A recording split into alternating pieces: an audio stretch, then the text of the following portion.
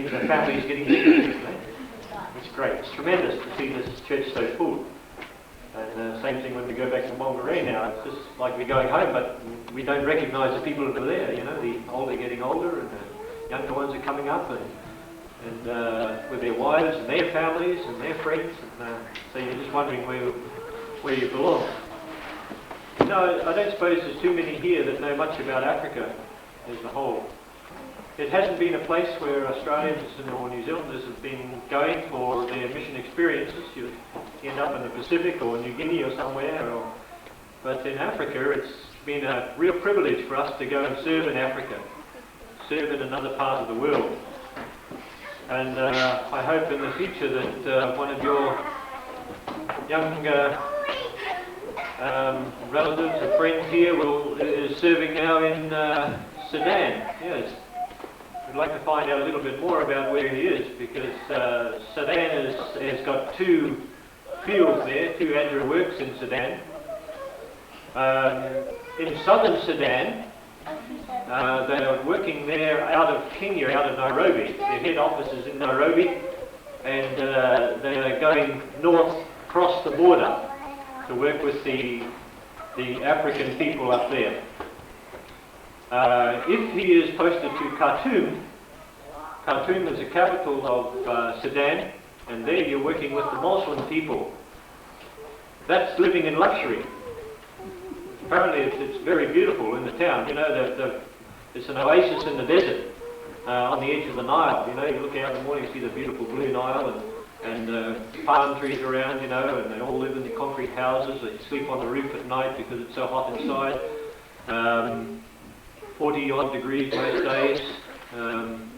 You know, everybody there is fairly well off because there's minerals there in Sudan, and the people are very nice, and you can walk down the road in the evening and not be bothered about anybody knocking off, because nobody does that there. It's Muslim, you know. But in the south it's different.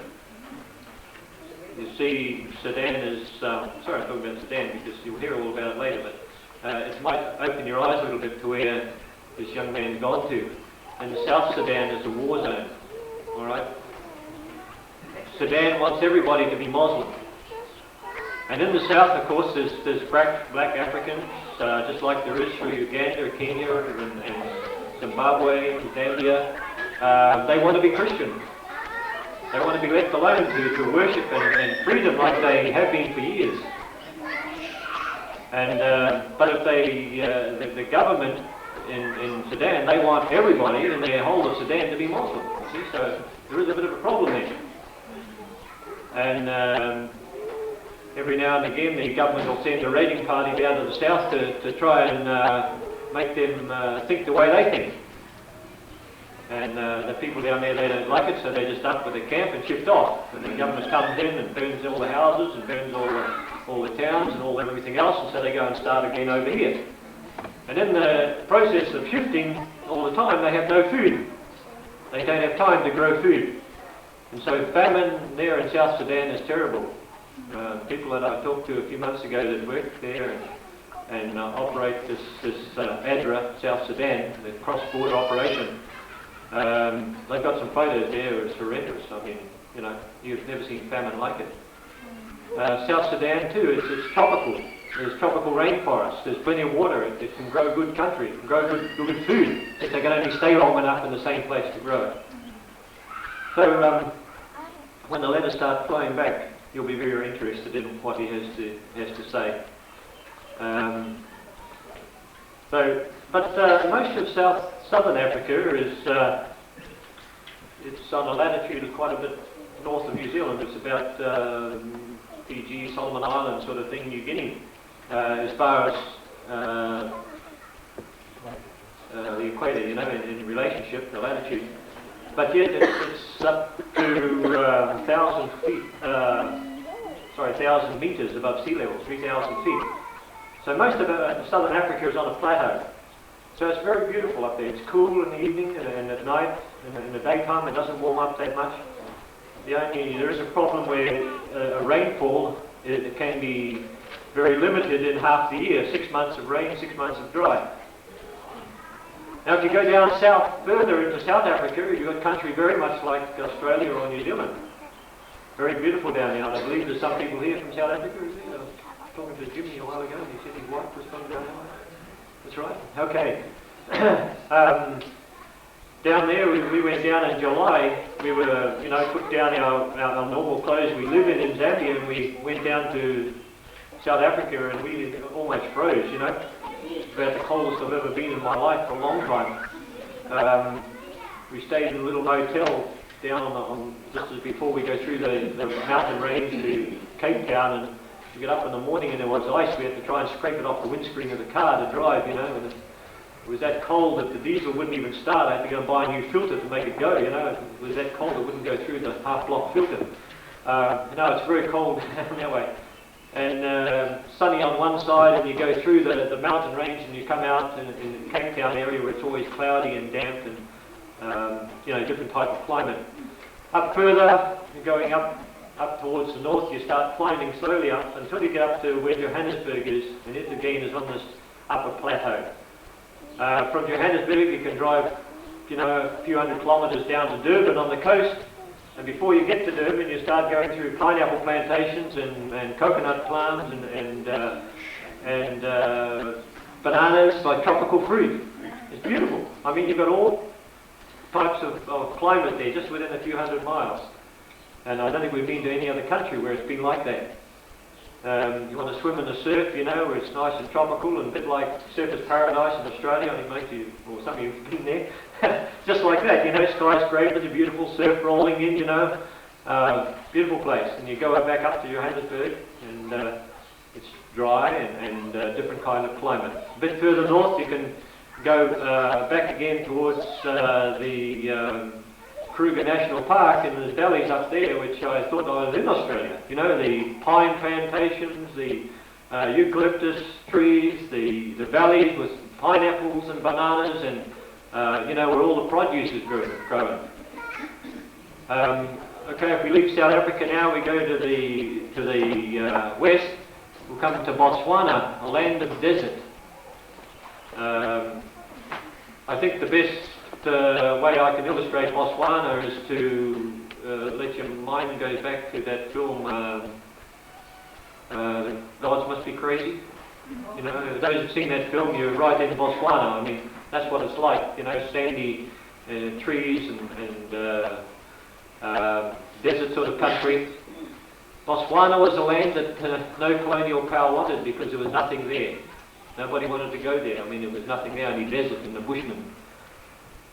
But now they've found minerals, so Botswana is one of the wealthiest countries in southern Africa.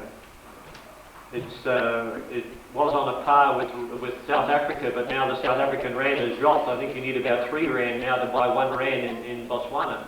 It's so good. If you go north of there, you end up in Zimbabwe. Zimbabwe reminds me a little bit of like around Europe and England, or even New Zealand. We've got some wealthy white farmers and beautiful farms, beautiful layout, past hill roads. You go to town, and some of the most modernist buildings I think I've ever been in my life is in the capital of Harare. Beautiful buildings, beautiful town. You go out towards the east again, and you get to the ranges around the Mozambican border. You're in like a subtropical country. You could well be in New Zealand, with fruit growing, laid-out farms. Each farm there has a little village where they have their workers, their farm workers, growing tobacco or growing dairy farming, bananas, all the rest of it. It's a beautiful farming place. But in the southwestern Zimbabwe, we've got a sort of rocky outcrops and very desert. That's around Salusi College. I was driving out to Salusi College. I wondered how they'd ever find a place to put a college there in such a barren place. There was nothing there except these rocky, bouldered country, with Spartan trees around the place and dried up river valleys. But when we go across the border a little bit from Zimbabwe, we come to Zambia. Zambia is in the centre of southern Africa. There's borders 7 countries. So you don't have a squabble with your neighbours because it'll only be a small part. You've got Angola on one side, which is almost civil war most of the time, although now, of course, it's quietened down. ADRA has gone into Angola and doing great work there in the feeding program. I think the biggest program now is in Zimbabwe and in Angola is dismantling the mines. You don't drive anywhere, you don't get off the road, you don't go into the bush anywhere, you'll get blown apart. But the governments are moving through now and they are dismantling a lot of this minefield of Angola. You've got on the other side Mozambique, which was the same, but now it's settled. There are a lot of white South African farmers moving into Mozambique, splitting up, making big ranches and farms, and the Mozambique people are wanting them to come in to rebuild their country, so they'll have work, so they'll have industry. And I think Mozambique will be a very fast-growing country now. It will be competing with New Zealand and a lot of our other countries with dairy products and beef products and that sort of thing. So you'll probably find it's going to be harder to sell our products here in the future, with some of these other African countries coming back into production again. Of course, north of Zambia, there's Zaire. Zaire is just anarchy. I mean, there's no government really functioning in Zaire. The soldiers want to get paid. The only way they can get paid is by bribery or corruption or any other way, to get money. The government, the Prime Minister or the President of Zaire is one of the 7 richest men in the world. But his country is absolutely devastated. There's nothing there. And I think the British and Foreign Bible Society and a few other organisations, ADRA too, is trying to get Bibles and Christian literature into Zaire now. Main reason is for these people to rebuild their own country. It is very difficult for white missionaries to go in there, or European missionaries, because there's nothing there. There's no infrastructure, there's no roads. Where Songa Hospital is, for those people to go to Songa Hospital, they either got to fly in, or it takes something like 3 weeks to do, I think it's about 1,300 kilometres or something like that. It'll take you 3 weeks to get through, because you're going into one pothole, but the potholes are so big that they'll bury the truck or your vehicle. It'll be just, right over the cab. They bought a brand new truck to take some supplies up there a while ago from South Africa, and it got water in the engine on the first trip out and blew up the engine because the potholes are so deep. All right. The railway system, the electrical railway system, was one of the best in Africa many years ago, but now it's had it. I mean, the trains run, but they take days to go anywhere because they've got to repair the line before they can go. Somebody wants to steal to make something out of it, so he steals the railway line, or the pins that hold it down, So it's hopeless. There's no telephone system, the copper was a good price, and Zaire is a great place, mining place, and so they boys just cut the copper wire off the telephone lines and roll it up and sell it for copper, The bus services, there's somebody forgot to order the fuel in, and so there's no bus services running. There's nothing going. It's hopeless. So if you know of be careful when you give donations and offerings to some of these countries that it's going through a reputable organisation, ADRA, the Bible Society, and some of these people. They make sure that the money goes to where it's going. But some organisations aren't quite so good that way, especially when it comes to countries like Zaire. North of Zambia, we've got Tanzania, a country which is getting back on its feet. It's going very, very well, actually. They're promoting... Tanzania has no natural wealth in the country. There's no minerals there. So they've been relying on tourism for a long time, but an agricultural product. After the markets and the infrastructure and agriculture in Zambia, we went up to Tanzania and we were surprised. The amount of stuff that's growing there. You can buy it for next to nothing because everybody's a farmer in Tanzania and everybody's trying to sell his product. And so they almost give it away. their maize, their wheat, other food products. In fact, Zambia is importing a lot of its food now from Tanzania because Zambia is developing in a different way. They're developing industrially because of the mines in Zambia. There's a lot of new development, and so the produce is coming down until Zambia sort of gets established in its own agricultural industries. So that gives you a little bit of idea about what it's like, you know, in Africa, in the southern part of Africa. You know, when we travel in Africa, we like to visit the national parks and other places just to see what they're like. A few weeks ago, just before we left to come back, we visited a national park in northern Zimbabwe, which is very close to where we were working and living in Zambia. And there we were camping, not in sheltered areas, but out in the bush with the animals. We have lions and that roaming around, and there's hippos, you know, in the water. You can blowing all night and talking to each other, and you know what hippos go like. I won't try it, I've got a sore throat, I might make it worse. And elephants, of course.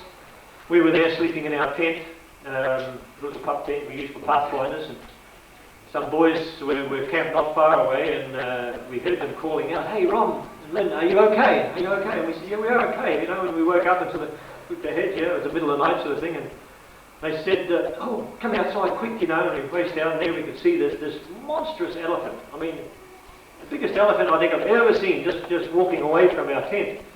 And they said, "Look, you are lucky." He said, "Look up there, you know," and this elephant had stood right beside our tent. We have a photo of it, Lynn can show you later, you know, she'll look after that side of it. Where the elephants actually stood between the ropes on the pup tent and pushed a piece of bark off the moolula tree we were camped under with his tusk. And you'll see by the photograph how high that was, you know, at least 30 feet up or 10 metres up. And so it's sort of exciting to be with the animals. And there's all kinds of animals in Africa, and they're big ones. I never realised how big a giraffe was until we started to stalk them in the bush, or, you know, just drive after them in a vehicle. They're a big animal. It really makes you feel so small. No, the animals are something to be looked at in Africa, and there's something really to go to Africa for, just to see the animals there in the wild. They're not cooped up, they have free-for-all freedom, they can do what they want to do, and they can go where they want to go. Since we were here last, which was about this time last year, I was going back to Zambia just to check on a program. The Australian government contacted us and they said, "Look, we've given 50,000 Australian dollars for this program that I'd written up before I left to come home." And they said, "Well, we'll only give it if you go back and implement it, because we don't trust a lot of the people there." And I said, "Yeah, okay." So we made plans, and I went back. I was only going to be back there for 6 weeks and then come back again. When we got back there to Zimbabwe, we went and saw the consulate, and we made arrangements for the program was to provide fertilizer and seed for the people around where we used to work, up in northern Zambia. We want to make farmers out of these people. It's no use training them in a school program and training them in agriculture and not being able to support them, you see. So we then made arrangements to take fertilizer and seed up for them and distribute it, thank you, and distribute it so they could be farmers.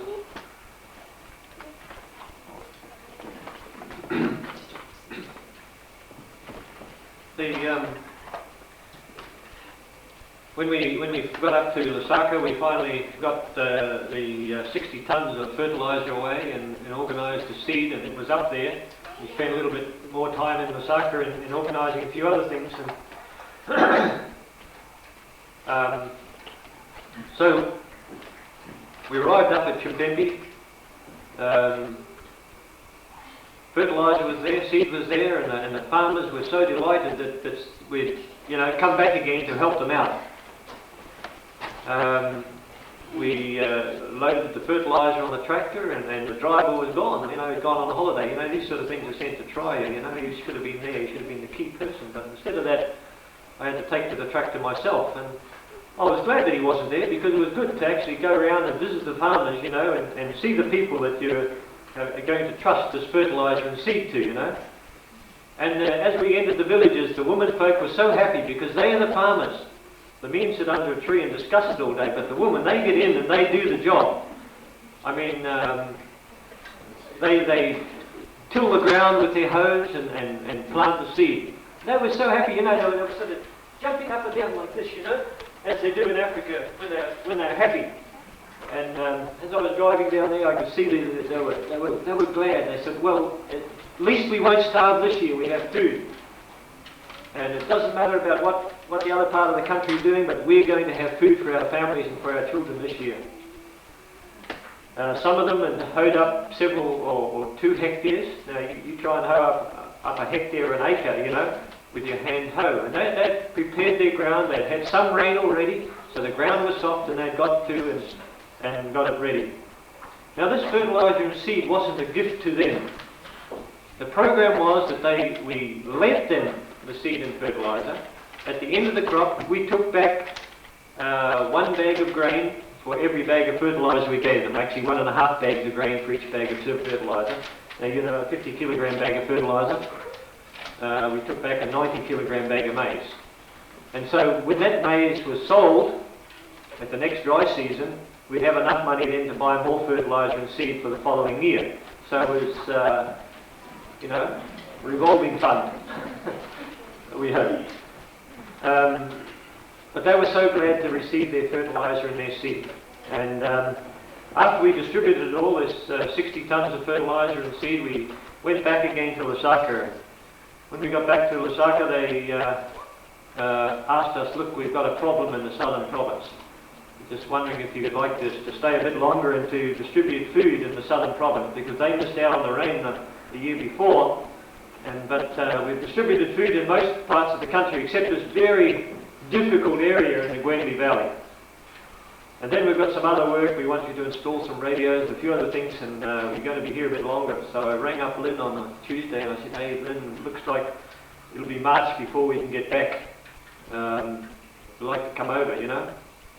I was very surprised when she contacted me on Wednesday. She said, I'll buy on the Thursday flight. You were getting lonely too, you know. And so it was great. To get started on this next program, we shifted to a place south of Lusaka, nearer to where we'd be working at Riverside. Riverside is an Adventist independent program from America. Some wealthy Americans got together and they've started several programs in different African countries. They've taken over a big farm, farm that used to belong to an Adventist doctor in the early years. And they're growing maize on this farm. They've got an agricultural training program. They've got a ministerial training program or missionary training program. They've got several satellite stations around about, clinics, schools. It's a really tremendous sort of a program. Also, this last year they built 50 new churches for the villages with funds that have come from a millionaire in America. It's tremendous. You can go, if you're approaching Zambia now from Zimbabwe, you drive up to some pretty barren places, but then you start, you know, coming up to where the villages and the people are, you can see, you know, there's Seventh-day Adventist Church, there's Seventh-day Adventist Church there, and another one there. It's very nice, and all little brick churches with an iron roof. Something that's going to be there for a long time. So the Riverside program is a good, really being helpful. And so we, as we left Riverside to go down into the Gwembe Valley, that's down on the edge of Lake Kariba. It's down lower, 500 feet high, 500 meters high, you know, so it's very hot and dry. It's off the escarpment.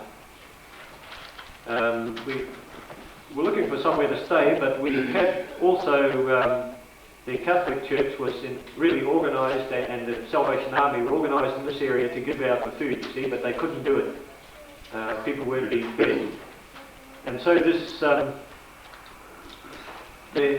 people from Zimbabwe who had the contract to do it, they were supposed to deliver the food to the people's mouths, but they didn't know where the area was, and they didn't know, tell too much about it, but they had actually ordered 4 or 5 British Army trucks, so these second-hand Bedfords, 4-wheel drives from Britain. And they arrived there about the same time as we did to start the program. So it was very helpful, to have at least a 4-wheel drive vehicle to get into the area. We did, just to have a little look at a small corner of the program, we drove our little 4-wheel drive through. It was 90 kilometres, and it took us 11 hours to do 90 kilometres. And that was a full day's run. And we were going down almost vertical escarpments. We were going through dry rivers and places where there was really no road. You just follow a walking track, We had a map where and finally come across a river or something, and that people had been going through, so we would go through it with our little 4-wheel drive. So it was a sort of to make matters worse, it rained the week we were at the start. And the ground down there is very unstable. When it's dry, it's like concrete, You can't break it with a pick. When it's wet, it's so wet that you can't walk on it, you can't drive on it, just slippery like clay. Also very boggy. You just go straight through to the bottomless pit almost. And so we were able to scratch around and do on the outside areas, sort of moving in off the hard roads for a start. Finally, we got the big trucks coming from Mozambique, the port of Rio, with the food from European Union, from Europe. So we come straight into the port, rebagged there into 50-kilogram bags, up through Zimbabwe into Zambia across the borders. We would take it right from those trucks. We had to arrange storage for it down the main roads, and then we would take it in. The first few days it was so rugged going after the rain, slipping and sliding, we sort of cleared up a little bit and were able to go further and further in. The trucks were really a godsend, because no other way we would be able to get those food in there. There was some of our boys there we taught to drive the trucks. They were drivers, they thought they were drivers, But when it starts driving where there is no road, driving through a bush track, driving down almost vertical escarpments or up them, they start to get a bit frightened. And with the soil being so unstable, the roads that were there many years ago, where the wheel tracks are, and the waters have run down the wheel tracks, and the water tables have washed all the soil away. So there's only really the middle of the road there into a peak, and it sort of goes back into probably 10 or 15, 20 metres crevice on each side, and so you're driving up this small bit of road that's left, which is just really a pinnacle, with one wheel dangling each side. Well, most of the road would be gone, and you'd be sitting up on a little narrow bit of crust of dirt, with these trucks. And we were pressing through there. The guys got a bit scared after a while, and they would sort of keep dropping back, and I said, come on guys, we've got to get this thing going, keep up to me if we can. And after a day or so, one of them jumped out of their truck, and he said, oh look, might be all right for you white man, but me black man, me don't want to die. If you want to die, that's right, but me don't want to die. After a month of this, they got so excited about it, they said, well, look, this is great, these trucks are powerful, they can go anywhere. I said, they sure are, they can go anywhere. And they would leave me then, and they would take off to other villages out in the outskirts, and they would come back and tell me all about it, how steep it was, or how exciting it was, or how many rivers they had to cross, or how many times they got bogged. They really enjoyed it. And we enjoyed working in an area where the people, or people don't normally go. You should be driving down the road, you'd come across the little kids on the edge of the road. They'd be frightened enough to see that it was an army truck. They were still painted in camouflaged colours, We had banners on the side to say we were ADRA, Seventh-day Adventist Church, and the food was donated by the European Union in consultation with the Catholic Church and the Salvation Army and Harvest Help and a few other aid organisations. And they were happy enough while the they could put up with that. But when there was a white person driving it, now that was just too much. They would just run off into the bush, you know. We had some fun there. Yeah, some of the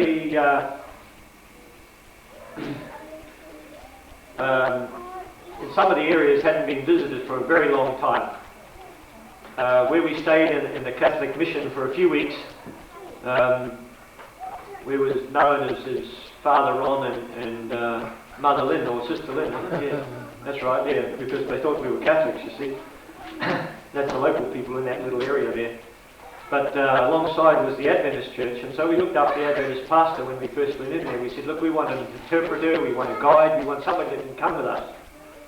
And he was delighted to be able to come with us and have a look through some of his area. You know, it's 300 kilometres long by about 80 kilometres wide, his parish, or part of his parish. Now this is the area which we were delivering the food in. It's no small country. He'd never been through it. They gave him a bicycle, you know?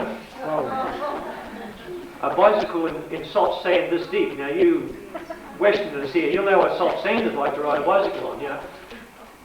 He only visited a small corner. That's all he would ever do.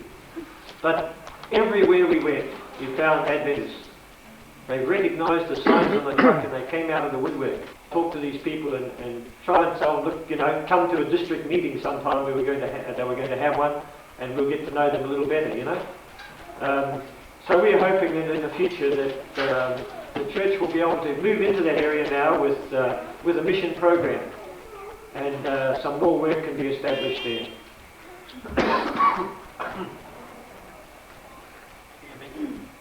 Why were they so frightened of the white man? A lot of them had never seen one. I was a ghost. See, White man only shoot. there used to be good roads through there 30 years ago. All right. During the Zimbabwe independence, a lot of that area was blown apart. All the bridges were blown out because of they thought that the guerrillas who were fighting against the Zimbabwe independence were coming from Zambia, and a lot of them were. The South African guerrillas and that were blowing out all the bridges and it spoiled the road. Well, there's nothing happened since then. And I suppose a lot of grasshoppers came in, a plague of what they call a armoured-backed cricket. It's quite a big cricket, about this big, a green one. Came in and they were climbing up their maize stalks and stripping their maize and their sorghum before they even had time to harvest it, or before it was dry enough to harvest. So, you know, it's hard in Africa. Hard for them, so they can survive for another year in that part of the area of the country. Now, the second thing we had to do was to install some radios. Sweden had given Zambia some radios for communication about 18 months ago, but they'd been sitting in the office, you know, and so nobody to write a report on what happened to these radios and the money, how the money was spent. And so they were to go to our hospital. There was the Adventists run a hospital in Wami, over by Malawi border in the east of the country, and another one in Yuka Hospital over in the west of the side, that's near Angola border. There's two beautiful hospitals. I remember years and years ago when sitting in Sabbath school, we were giving our money for Yuka Hospital and Wami Hospital. We have visited Yuka, we haven't visited Wami yet, but very, you know, big hospitals. They got, you know, beautifully made. They're not ready to fall down. They're all concrete block and plastered and quite well run. So we were able to go across there to Yuka. Was the first place we went to. So on the other side, Yuka Hospital services all the country. From some of the patients have walked up to 100 kilometres, quite often 30, 40, 50 kilometres to get medical help.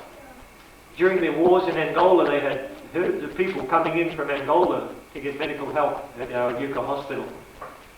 They're also running a TB ward and they've closed down one now, but they've still got a TB ward. Leprosy. The leprosy, yes, yeah. Leprosy is now under control.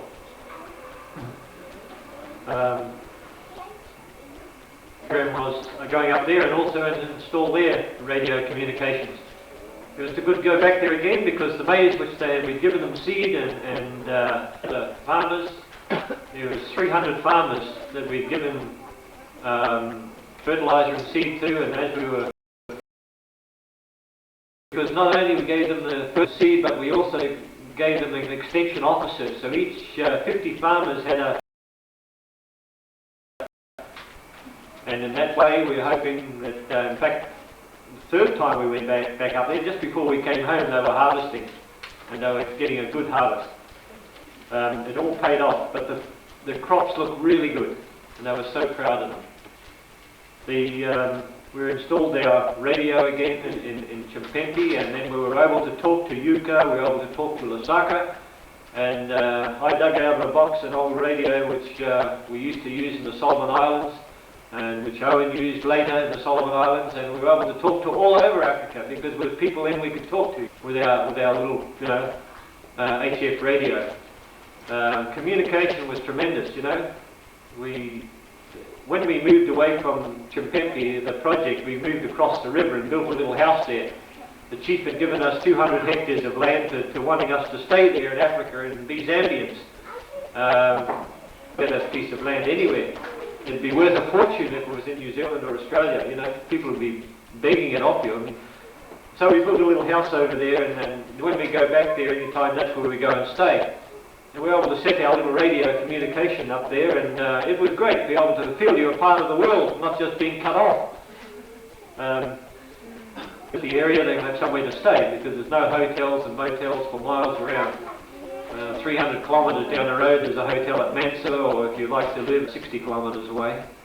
So it's in an area which could be a tourist attraction with a beautiful waterfalls. It's also in an area which we would like somebody else to go there later and continue on the work in looking after the people there in that area, being an old Adventist mission area. After Chimpempe again,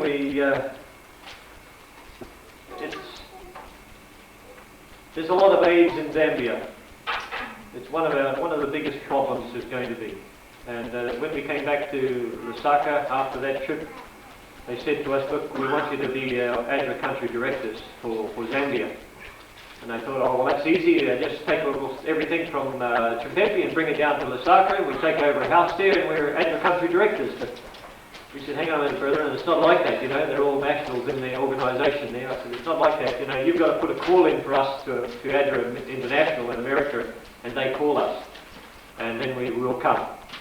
And I said, when you do that, I said, we're ready to go back again, wherever we are. We're in New Zealand or Australia, wherever we are. I was looking forward to going back and looking after the whole of the country in their ADRA program.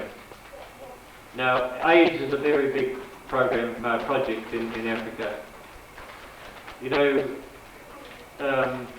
The people there didn't believe that they had AIDS when we first went there, that AIDS wasn't a problem. But I think now, even in the last few months, deaths have touched almost every family. One of the ladies in the office was telling Lynn there, she said, look, we didn't believe we had AIDS, but even now, my closest relative has just died. You might be talking to somebody who is healthy and is strong one day, and next day you're going to his funeral, because they have no resistance to disease, no resistance to malaria. They just go like that. And in the winter time or in the cold time, we're almost going to, well, we don't go to, but you hear about almost a funeral a day in the community of 7,000 or 8,000 people. Together as husband and wife, and not multiple partners.